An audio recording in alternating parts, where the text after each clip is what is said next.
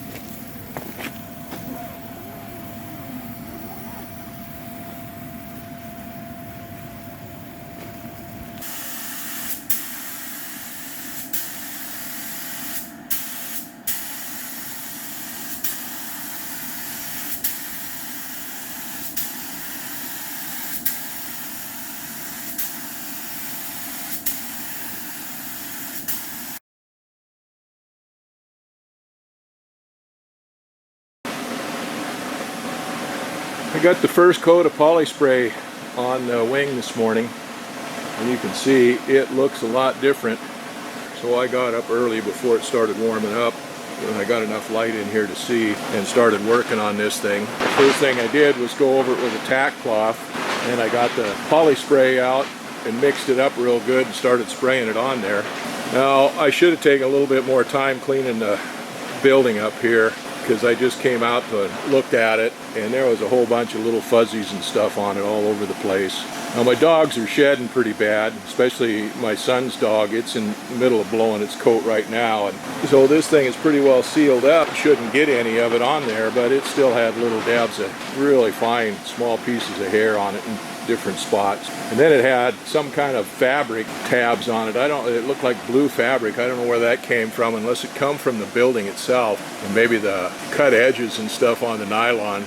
Anyway, I had little bits of fuzzies and stuff all over, so I just spent a little over an hour going over everything. I took a razor blade and went over it and kind of trimmed those off. You're not supposed to do that with a razor blade. They say to go 2 coats of poly spray on there and then go over it with some 400 grit sandpaper to start smoothing it out. But you're really careful on it, and just slide the razor blade right along the surface, and you can slice off all those little fuzzies and stuff like that and smooth them right down to the surface. So I got them pretty well cleaned up now. Tomorrow morning before I start, I'm going to get a new tack rag out.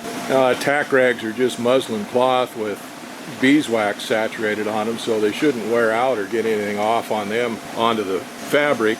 I don't know, I've been using those for quite a while, and obviously the tack cloths didn't pick up everything, or it picked up stuff while I was spraying it, and it didn't clean the shop out good enough here. But I've got everything down now. I guess that's why you put 3 coats on there. So we got the first coat on. Well, technically it's 2 coats. Typically with a paint gun you set the nozzle so the spray pattern comes out vertically, and you go back and forth horizontally across whatever you're painting. So I did that the first coat, and then I turned the nozzle so it was vertical, so the fan comes out horizontally, and then you start at the top and go to the bottom.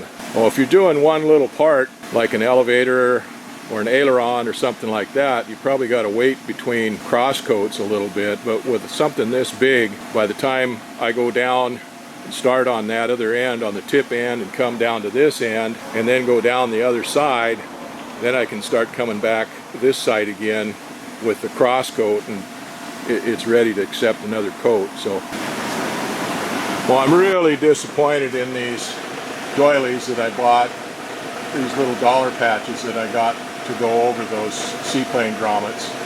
I thought maybe once I started painting them they would look better, but they still look like crap, and I'm kicking myself now for not taking those all off of there and making regular patches out of regular cloth and put on them. Just lazy on my part, I guess, and they're not going to get any better. They still look like crap. I would never do that again. I wouldn't buy any more doilies or any more patches, pre-made ones like that. And I don't see any fuzzies on these things. A lot of times where these pinked edges are, it'll start collecting the poly brush and fuzz out on them, and I don't see anything like that right now, so I'm pretty happy with that. Oh, it's too hot in here to do anything else now. I'm sweating like a pig going to market. It's 70 degrees here outside or better. Well, it must be almost 100 degrees in here.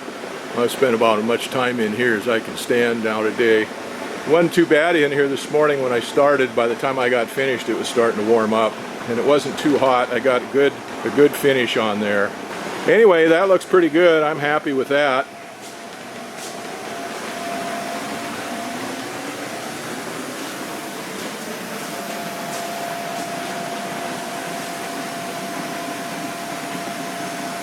We'll get another can of poly spray out and put another coat on it tomorrow.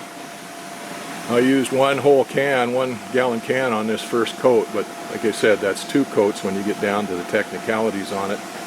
We'll see how it looks after a little bit of work tomorrow on it. Well, as you can see, it's almost perfectly clear here today, and it was warm. Still is warm. It must have been, well, 80 maybe. It was pretty hot out here working anyway.